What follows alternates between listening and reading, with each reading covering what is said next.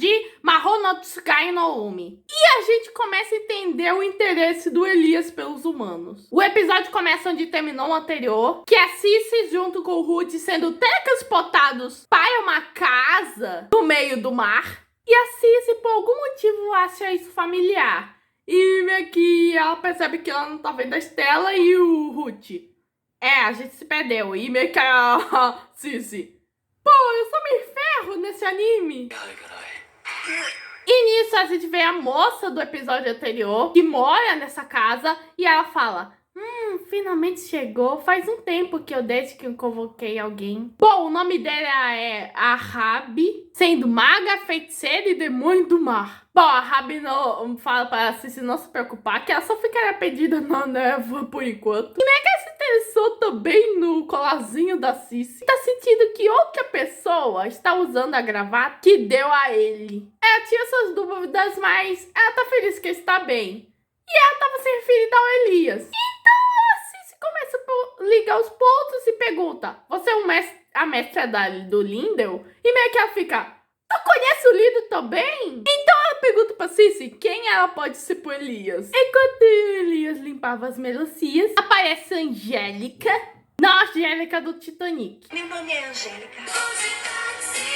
Ela veio presenteá-lo. E meio que Elias fala que a Cici está com a Estela, que não precisa nada se preocupar. Mas sabendo que a Cici está nos confins do mundo com a Arabi. E meio que a Angélica percebe que ele tá usando uma gravata diferente. E meio que ele fala que ele deu pra Cici. Então a Angélica pergunta o porquê. Enquanto isso, a Cici meio que fala que o Elias tá ensinando magia pra ela, sendo sua aprendiz. E a Arabi vê que ela é bem mais próxima do que isso. Bom, a Cici fica meio que com blush. E meio que o Ruth: bom, a Cici tá ensinando a ele sobre ser humano. Elias. E a Arabi fica: noiva? Yome?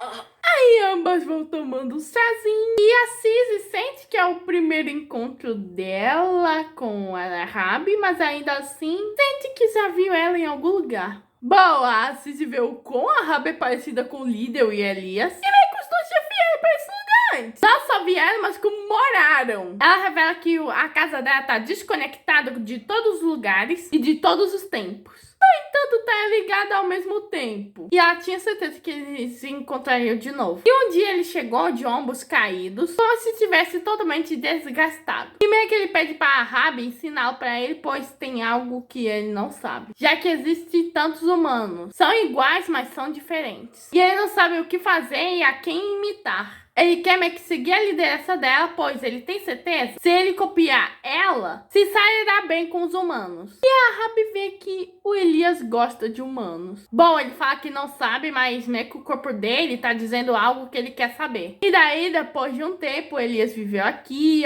imitando. O jeito que ele comia, andava e dormia era igual meio que da Arabi. Mas havia algumas coisas que ela não podia deixar que ele copie. Como é que ela sorria ou como ela ficava com raiva. Bom, a Arabi fala que se ele gostar de uma experiência, ele vai sorrir. E ele se questiona o que é isso. E um dia ele partiu. A Arabi tá feliz que ele esteja bem. Foi até interessante meio que pensar do porquê que meio que o Elias tem esse interesse por humanos. Pois meio que ele queria ser igual a eles. Bom, a Arabi fala que ela fracassa como professor porque ela não ensinou coisas emotivas como sorrir. Mas ela não lembra quando, mas ensinou sobre família. Falando que é um conjunto de pessoas que se ajudam. E nisso meio que a Arabi ensina sobre noiva. Que é meio que alguém com quem ele quer ficar. Esteja no seu lado e acha que deveria ficar. Pô, ele pensa que é algo que é alguém para morar. Então ele pensa que a Arabi é a esposa, a noiva dele. Bom, a Arabi fala que exatamente não. Que ele só vai ter que encontrar uma noiva só pra ele. E meio que a Arabi: eu tentei explicar o melhor pra ele. いやまあ、あの段階ではあれが最大の説明だったと思ってほしい。わかります。ラハブさんの努力はすごく。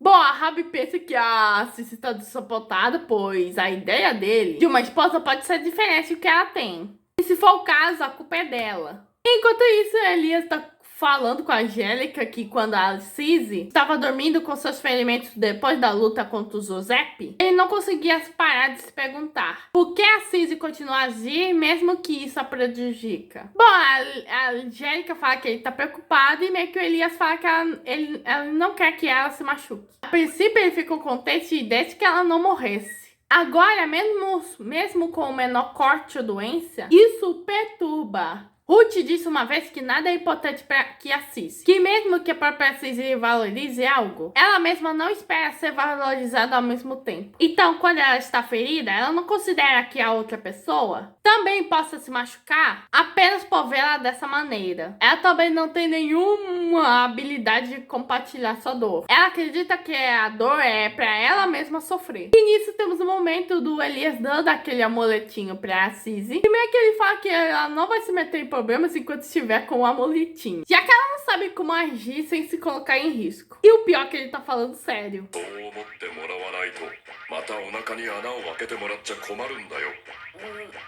Enquanto isso, a Cizzy, bem, eu realmente não tô funcionando como uma, então eu não tô desapontado. Além disso, seja ela esposa e noiva dele ou não, isso não muda o fato que ela está do lado dele. A própria Rabi disse que ela não conseguia meio que ensiná-la a sorrir, mas Elias definitivamente está sorrindo. Ele não pode ter certeza, mas ele com certeza está sorrindo. Ele também fica com raiva porque ela deixa ele louco e fica até com ciúmes. Então a Rabi fala que só de que conhecer, ele te conheceu. E a Cizzy fala que agora o Elias tem uma casa para morar, tem um quintal para cuidar, com fazendinha e ele é o mago adequado. E tudo isso porque ele imitou a Rabi. E esse é o Elias que resgatou a Cizzy. Tudo isso graças a Rabi. E ela agradece por cuidar dela e meio que do Elias. A Rabi foi um grande catalisador meio que de todos os efeitos de Mahou Tsugai. Bom, a Cizzy meio que vai voltar pra casa. E a Rabi, tá, mas se poderia não contar nada sobre esse conto, vai ser só o nosso segredinho. E ela pode não dar mais conselho como humana, mas pra Cizzy, ela ficará complexa com muita coisa. Pode ver. E outras não. Isso, a Cizzy volta pra casa e ela tava toda preocupada. E voltando pro arco escolar, achamos Filomena, que estava fazendo experimentos com um chá imbuído de poder mágico. Nisso, Elias, Cizzy e a turma vão indo pra algum lugar usando o guia, o Hazel. E meio que eles estão indo pra uma passagem traseira. É simplesmente uma cabine telefônica. E meio que as passagens traseiras não são tão seguras. E meio que todos vão segurando as mãos. E o Hazel fala que meio que nas passagens traseiras o tempo e a coordenação estão distorcidos. Por isso a entrada e saída estão bem mais próximas. Ou seja, eles podem viajar em um curto espaço de tempo. Hazel, particularmente, não recomendaria isso, pois ele tem um contrato com eles, que são os cães de caça. Não os maneirões que tem a Teruko, o Shoujo e o Tachihara e o Tetsu. E essas criaturas nem se parecem com cães. E o Hazel já lançou o pagamento, que é carne, só para poderem passar. E nisso meio que a Cizzy olha para os cães de guarda e meio que ela repete o que o cão falou. Na verdade, ninguém entende, mas ela fala que vão persegui-la para sempre. Então, eles dão uma parte do corpo para eles comerem por nojo do Elias, Cizzy e Ruth. E o pior é que o negócio é nojento.